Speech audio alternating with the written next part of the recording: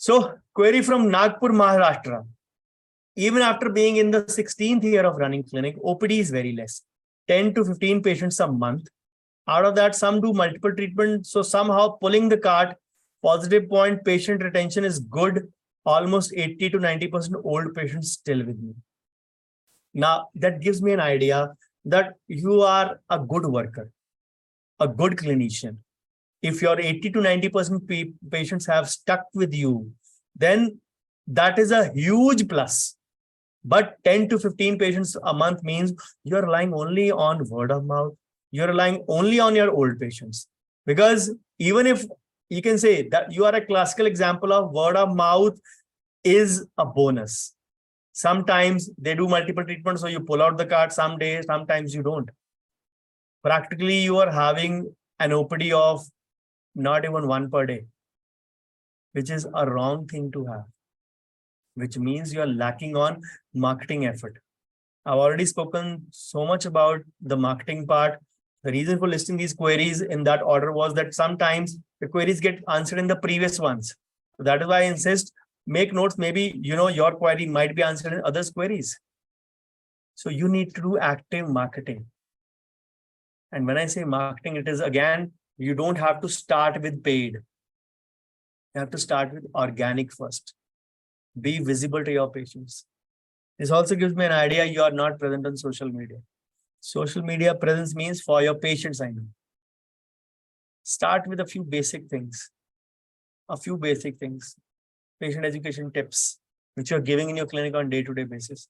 A blog on anything. Brushing, how can it help? It need not be 2,000 words, 1,000 words like how I write. I sometimes get into that zone, I don't want to leave it and I want to finish that topic. So that is why my blogs are long. You can write a 200-word, 150-word blog, which is hardly 2 paragraphs. These are the things which we know in and out. We speak to our patients day in and day out. What is the problem in putting them word to it? Make videos, make podcasts, make a faceless channel if you don't want to show your face. That's okay. So many faceless channels are, you can say, successful. But that is actually the new currency of this world. As I already said, being not there on social media means you are losing out on a good chunk of traffic, which can be your patients. People are always searching out for good doctors. Even I have to search someone sometimes, especially doctors, although I know many of them, especially the old seasoned ones. But if I want to search someone or validate someone, even I'll do that search on Google. So we are living in that world where people don't even talk to neighbors because of whatever reason. Either they're too busy or maybe security reasons, or maybe they're introverts. Multiple reasons, but I've given you 3 reasons. So when they don't talk to their neighbors, how will your word of mouth spread? Word of mouth used to spread because people used to intermingle in society. They used to talk to their neighbors, they used to talk to their friends. Nowadays, still people have their get-together, still meet friends, but do they talk normal? No. The weekend, you can say, party is all about booze and dance. Drink and dance. That is the only thing about weekend party. Get drunk, get high on life, come back. Sleep off all the worries, sleep off all the tensions, or drink all worries down the line. So many people I've seen doing that.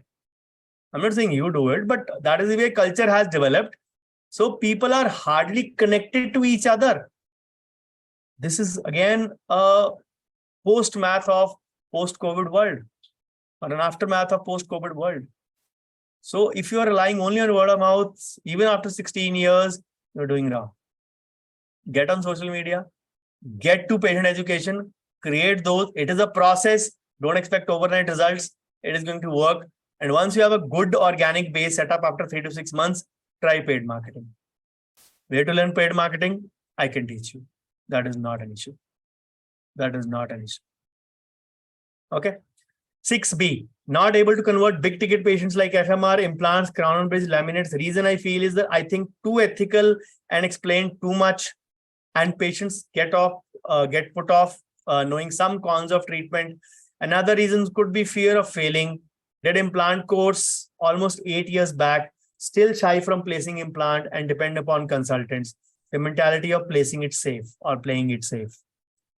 I would say you're not wrong in your thought process. That is one aspect of it.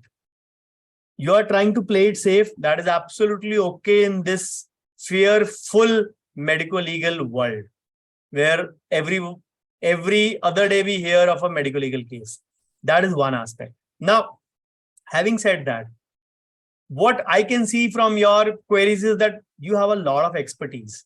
But the only thing is that maybe you are being too idealistic to buy the book approach, which is right to an extent. But beyond a certain extent, it is actually a nail in the coffin. You need a clarity of what you want to do. You need a competency of developing that trait if you are lacking something. You need the capability of handling what all you have. With the 3 C's, clarity, competency, and capability. If you lack the 4th C, which is courage, then all those 3 C's are of nil use. Because courage is one thing which lets us implement or execute certain things. And without execution, we won't understand whether this thing worked for us or not. I always say, try hard, fail fast. We all learn from our failures.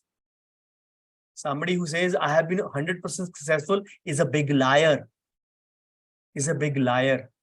We all have tried, failed, tried, failed, tried, succeeded. We all have that graph. Sometimes first, sometimes second, sometimes third attempt. Robert Bruce did it the 7th time. So why are we worried? Try hard, fail fast, so that you next time you don't have to. So you need to develop some courage. Now, another point I would like to add here is explain too much only if the patient asks for it. Ask for a prior permission for it. Is it okay if I explain you a few things or two? Because sometimes we give too much of gyan and we live in this world where nobody needs a gyan. We live in a very impatient generation. Again, one of the bad aftermaths of post-COVID world. We live in that generation where we get flipped every 3 seconds. The reel or the shot, nahi pasand aaya, chal aage, chal aage. That is the way we get flipped off. So nobody likes too much of gyan. Mentality of playing safe is good, but you need to complement your clarity, competency, and capability with a courage part. Unless you execute, you won't fail or pass. You are always in the not attempted category. To be in pass or failure, you have to attempt. So if you feel your knowledge is a little, we can say, dusty, brush it off with any other crash course. You can get a crash course because you already learned implants, as you said, properly. If I am getting that, if you learned it properly. If that was also a crash course, and then I am not sure. If you learned it properly, then you maybe need a 2-day, 3-day crash course and get on to the things where you do things in a systematic way. And whatever, if it fails, that's okay.